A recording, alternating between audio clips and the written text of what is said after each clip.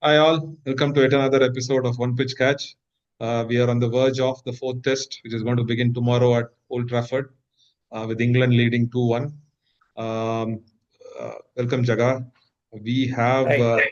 as the first three tests, England have announced their 11 with just one change. Liam Dawson, it's a forced change with Bashir hurting his finger. Liam Dawson coming in after a long time, who had actually given up hopes of playing Test cricket long ago. He's been called up in place of Bashir. That's the only change in the 11. And I think it is Liam Dawson has been called up because he got a debut 60 odd runs versus India on his test debut in that Karun Nair match in Chennai. But beyond that, he's not done. He's played very three handful of tests and he's not done much. But one thing that it does is it lengthens their already long batting for England because he is definitely a much better, way better batsman than Bashir, who will So come they probably. so they bat till 13 or they bat till 13 or 14 basically, while India bats till 7 or 8. So I think he might even come ahead of Oaks or at least Cars, is what I'm Hmm. assuming. So that is the only change with England. The last test being India failing to chase 192, I think the momentum has kind of shifted towards England. Yeah. Though overall, the 15 playing across the 15 playing days, I think India has won 9 or 10 out of those 15 days, I think. But England has won when it mattered the most. So that's why the scoreline is 2-1 in favor of England. So what else do Yep. you see, Jaga? No, I think England will go in pretty confident. Especially the other aspect to it is there's a lot of missing people suddenly from India's options.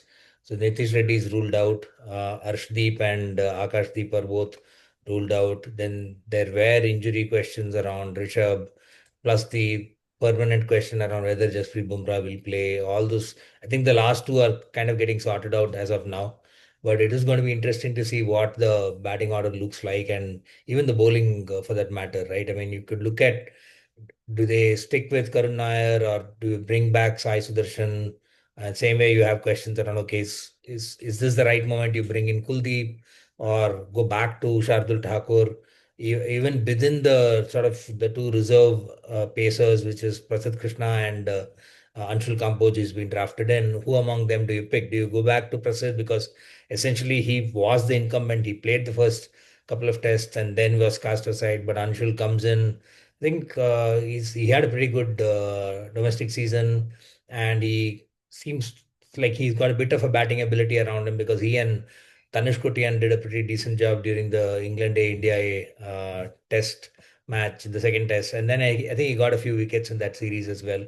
So it could go either way. I think some interesting combinations. I mean, certainly there's probably a lot of sympathy for Karun in terms of should he be dropped on the basis of 6 innings? Because at the end of the day, I think he got like a 30 and a 40, and he did sort of make sure that the likes of Shubman Gill or Rishabh Pant didn't get exposed to the new ball, and India and England were not able to basically blow away the top order. So, which has been a problem in the past. So, to that extent, he did his job as it for his team, yes, but I think he also needs to score the run so that he's picked in the next series, right? I mean, this may get him through this series, but when they take stock, maybe they will go for somebody that's perhaps a little younger and probably shows a little bit more promise. So that's going to be interesting. We'll see. I mean, I think the other piece to it is just from a what are the chances of the weather interfering? Seems like there's some light chance of rain early on in the first 2 3 days, and there's a little bit of heavier rain predicted for day five. But so does it mean that you could probably go in with Shardul rather than Kuldeep as the fourth bowler, and then you still have Washington and Jadeja to share a little bit of spin overs? I think what we've seen over this series is that pretty much Jadeja has moved away from being a bowler who can bat to now he's basically a batsman who can bowl. So the number of overs he has bowled is also reduced. Washington did a pretty decent job in the second innings at Lords, but I don't know if that's sufficient enough to sort of expect him to keep doing that on a regular basis. So but then on the other hand, when I looked at the recent county division two matches, so Lancashire plays in the second division, and they've had around 4 or 5 matches at Old Trafford so far. Every single one of them has had at least one first innings total of 400, and sometimes the second innings totals have also been 350 to there's probably a 500 as well. So it does indicate that the pitch is pretty good for batting and flat. So in that sense, Kuldeep coming in is definitely something that India could consider. So it seems like there's just so many combinations you could look at. So it's going to be pretty interesting in terms of how that eventually pans out. True. I think, like you said about Jadeja and even Washington, you cannot consider him as your primary spinner, especially playing abroad Yeah, in these Sena countries at least. So I think if there is going to be little assistance for spin because of the dry nature of the wickets and all those things, I think you need Kuldeep. yeah, Then you have to think about either Shardul or Kuldeep coming in for Nitish Reddy. Uh, yeah. Now with Akashdeep ruled out, like you said, it could be Prasidh or Anshul. I think it could be Prasidh because Anshul has been a very late draft into the That's also squad. there. I would think Anshul is only a backup option in Backup. case the morning of the day with Ashdeep and Akash ruled out. Maybe if so Bumrah or Siraj pull out, that could be that. Right. That is my understand. That is my reading into that. Okay. Uh, but Karun also, like you said, Karun should. I think this can get another last chance. He has been batting well. You don't feel like he's going to get out anytime, but he Yeah. somehow gets out in the 20s and 30s. Cricket has given him another chance. It's up to him to grab it with both hands now. He's looked good. He's not, I wouldn't say he's droppable yet, but still not there also. So he has to get his act together if he has to be considered for the long term. Even the long term could mean 2 3 years, In two, but three years still, also. Yeah. yeah. So that could be that it was. I thought he was just one innings away. I really felt that Lord's second innings he is going to take us home was something that I was really looking forward to. But his deliberate padding and the subsequent failure of the entire team led us to that loss. But I think he can get another chance. Because if not him, who's going to play there? It's going to be Sai Sudarshan. Yeah. He's Sai only has a also one test he's played is been there, not been there types only. So I would think, given to me, I would leave Karun at three for one more test at least. Yeah, and I think there's also some chatter going around within some of these ex-players about how, if India had Virat in charge, he would have taken the team home and things like that. What have you? And also there's comments around Shubman Gill's captaincy and style and aggression and all those things. I mean, both. I have my own ways to answer that, Jaga. See, Ricky Ponting has said that Shubman Gill is coming into a captain on his face. He's sometimes quiet, non-aggressive like Rohit Sharma, but when he has to stand up for his teammates, he's standing up like Virat Kohli. So he's getting a mix of all that. So I see him becoming a good leader in future. On those lines, he says something on those lines. So I don't agree. All the same behavior if what he said to Crawley on day end of day On the three day four, on day three, and yeah. day three, if he had said it to an Australian in Brisbane or Sydney, Ponting's comments would not be on these lines. Ponting would be saying, for a young captain, he's acting too brash. He's a He should know. disgrace to the game. And Yeah, disgrace to the. All those things will come in. So I I would not read so much into what all these ex players say sometimes because when an Indian goes and does well in England, it's a different story. When he does well in Australia, it's a different story yeah.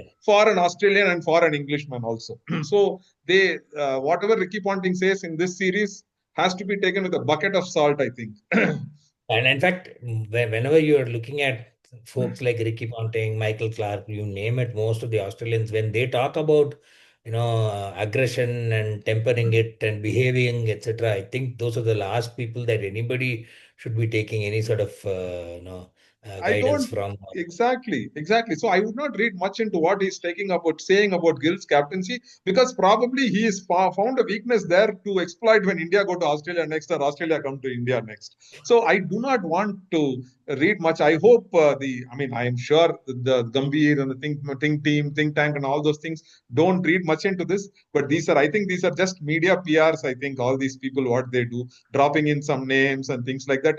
And the other thing, Harmison, that you said, if Virat Kohli had been there, we would have chased 190. India would have chased 193. Said. I mean, I don't think Harmison was doing a Rip Van Winkle or something. I don't know. He was sleeping for forever. In the last 14, 15 years, I went back and checked the numbers because I wanted to be sure. 20 times India have had to chase one between 120 and 250 in the fourth innings. Of those 20, India have won only 3 and Okay. lost 13, 4 draws. The two out of the 3 wins, one was the in 2022 in Mirpur, where again Virat Yeah. Kohli failed and it was chased by Ashwin and Shreyas. Ashwin and Shreyas Iyer about 145. And the earlier times were back in 2013 versus Australia in Mohali and the next test. I think it was Guwahati or somewhere because it was the Shikhar Dhawan debut series. If you are talking Okay. about Shikhar Dhawan debut series, it is way long ago. The first test was when he scored that He's 187 now in his playing in the Champions tournament. yeah. So those there are two back-to-back tests. We chased some 130 and 150. So Okay. effectively, if we consider 160 to 250, in the last 14, 15 years, we have not chased anything Anything. Yeah. with Virat Kohli in the team.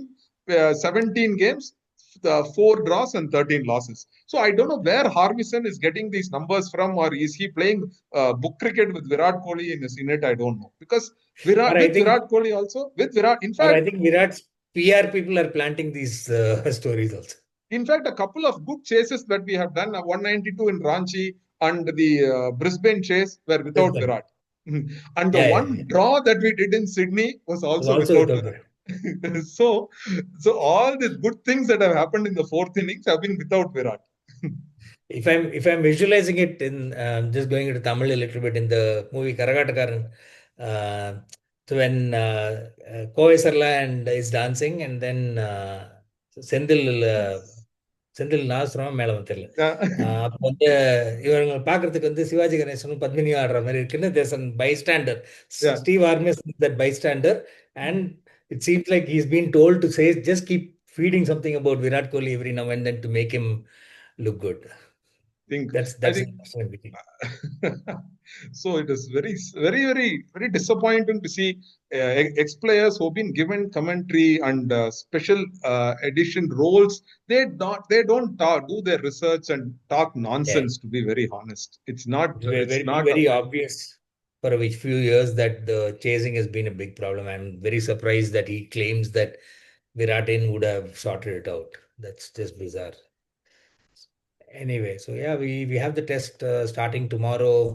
So we'll say probably in around 20, 22 hours. So it'll be interesting to see what the combination India going with. There is also India women versus England women decider that's going to start in around an hour. It's the third ODI of the series. It's 1-1.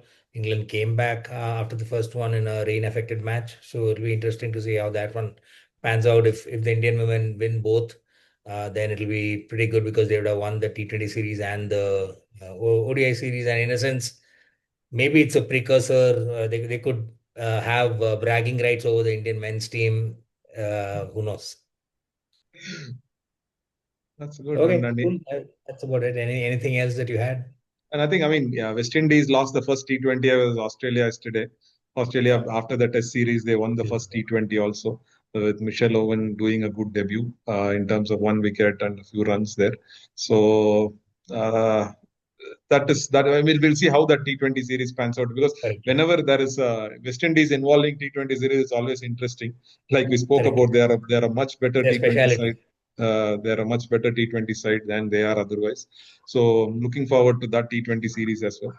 Otherwise, of course, the big thing is Old Trafford Test 4 coming up tomorrow, obviously. Yep. Okay, that's about it from here. Thanks a lot for and please do keep watching and leaving your comments and subscribe to the channel until we come back sometime midway through the match. Bye Thank now. you.